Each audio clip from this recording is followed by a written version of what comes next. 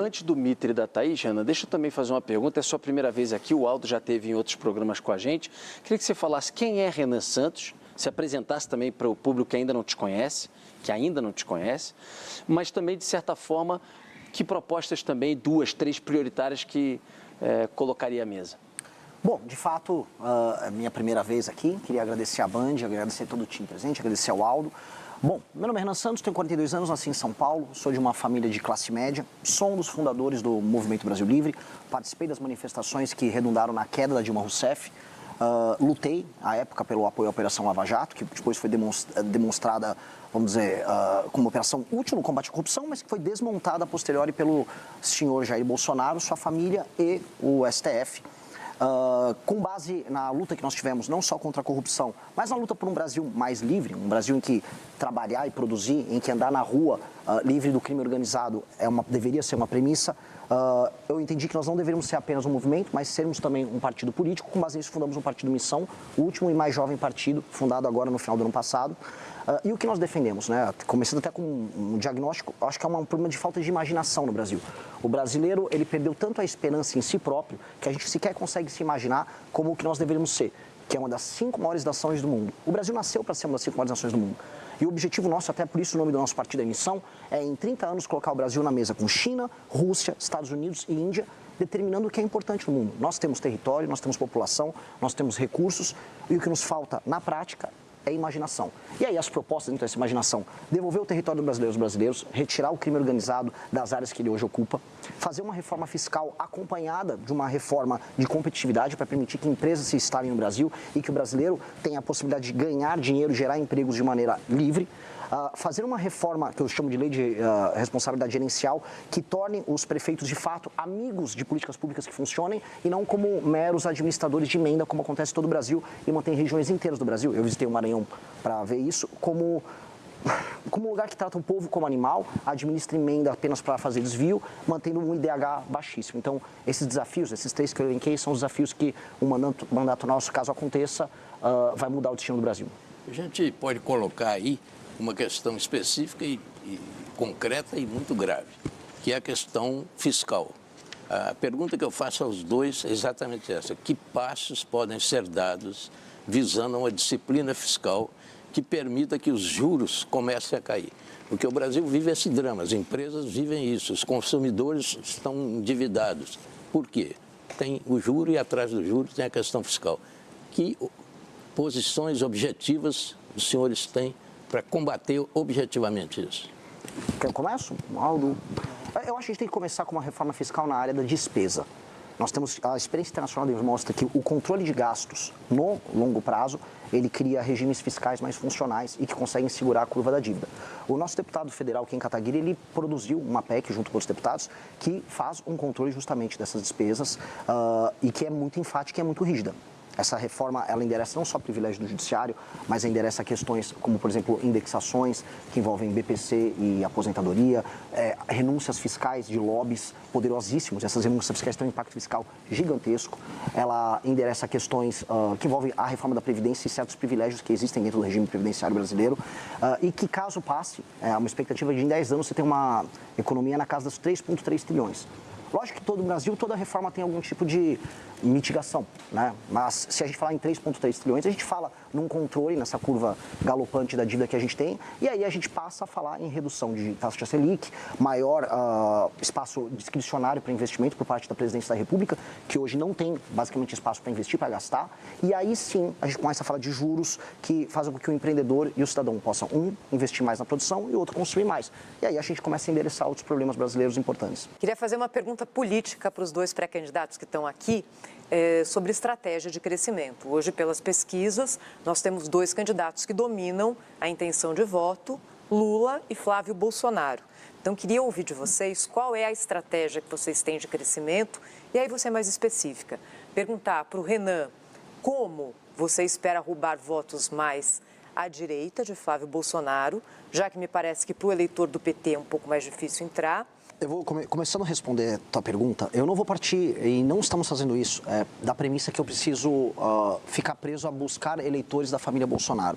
Essa estratégia eu deixo para o Zema, eu deixo para o Caiado, que estão fazendo demonstrações públicas de que eles gostam muito do Bolsonaro. Né? O Caiado disse, inclusive, que a primeira coisa que ele vai fazer como presidente é beneficiar os Bolsonaro.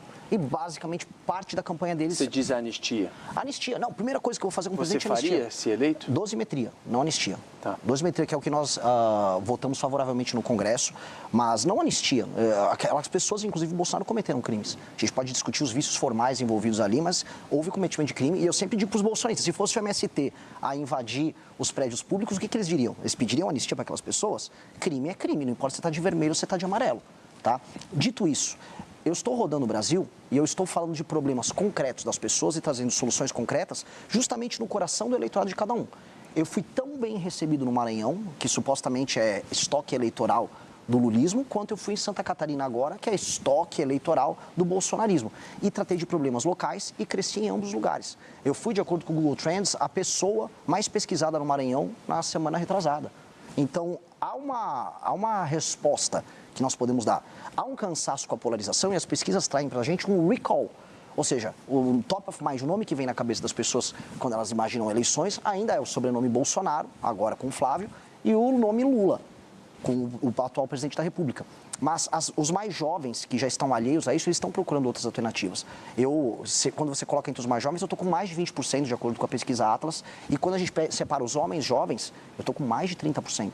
O partido que eu montei, o Partido Missão, ele tem 5,8% de predileção entre os brasileiros, e quando eu puxo entre os mais jovens, chega a quase 30%. Qual é o recado disso? As pessoas que não estão, vamos dizer, presas num debate público que está há 6 anos só falando de Bolsonaro, Lula e STF, elas querem soluções para segurança pública, ausência de emprego, ausência de expectativas, falta total e completa de infraestrutura urbana. E essas pessoas não vão falar, qual o problema disso? O problema é o Lula.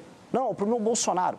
Então, quando eu estava no Maranhão, pegando estradas esburacadas e vendo as pessoas dividindo comida com urubu, como eu vi em Pinheiro, terra lá do Sarney, as pessoas não estavam ali, sabe, isso é culpa do Lula, do Bolsonaro. As pessoas, como é que você vai resolver o urubu que está do lado da minha casa? E ao tratar desses temas, aí sim, entra a questão de comunicação de maneira inteligente, a gente cresce. Então, o meu objetivo é fazer isso. Eu vou entrar no coração do bolsonarista e no coração do lulista falando de problemas concretos para eles. Vai lá, Mita, pode ir. Eu queria já levantar a questão da segurança, que é fundamental nessa campanha eleitoral, não é? E as pesquisas mostram que esse tema, ele vem, e quando eu falo das pesquisas das últimas eleições, das penúltimas e tal, esse tema vem crescendo. E agora virou prioridade, às vezes está junto com o preço da comida ali.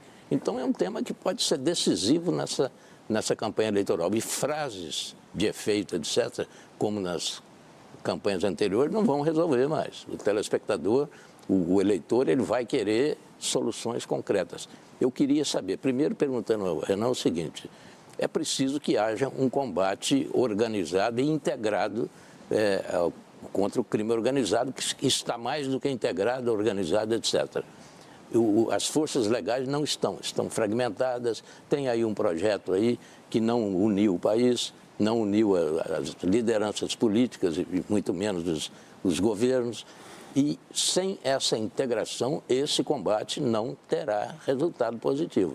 E eu queria perguntar primeiro ao Renan qual é o plano que ele tem para juntar essas forças para combater de fato o crime organizado, que está ganhando a guerra. Muito bem observado, Mitri, eles estão ganhando a guerra e eles estão ganhando por WO, porque o outro lado não responde. E essa é a reclamação de todas as forças policiais. Nós dispomos de meios de ação para derrotar o crime organizado no campo de batalha, por exemplo, mas o Estado não consegue passar as leis penais e leis de processo penal, as leis de execuções penais também, de modo ao combate ser eficiente. Às vezes o policial relata, prendi um rapaz, ou prendi às vezes um menor de idade, um assaltante de celular, ele está na rua novamente. Logo em seguida, houve aquela operação no Rio de Janeiro que foi tão comentada e logo em seguida o Comando Vermelho permaneceu com o controle sobre o morro. A questão é, a gente tem que dividir. Há 2 tipos de ocupação territorial e institucional feitas pelas facções. A ocupação horizontal, que é sobre território, que é o estilo do Comando Vermelho, e a vertical, que é institucional, feita pelo PCC. Uma demanda forças policiais e inclusive participação das Forças Armadas quando necessário, de maneira auxiliar. Outra demanda inteligência, COAF, Polícia Federal, instituições da República de modo a desmantelar suas operações. E nós temos que saber usar isso de maneira inteligente. E fora isso, nós temos que fazer, é o que eu estou defendendo já há pelo menos 1 ano e meio, quase 2 anos, trazer para o Brasil a ideia do direito penal do inimigo, que é qualificar de maneira especial pessoas que fazem parte dessas organizações criminosas que não reconhecem a autoridade do Estado como inimigos do Estado brasileiro e a lei para elas funcionar de maneira diferente.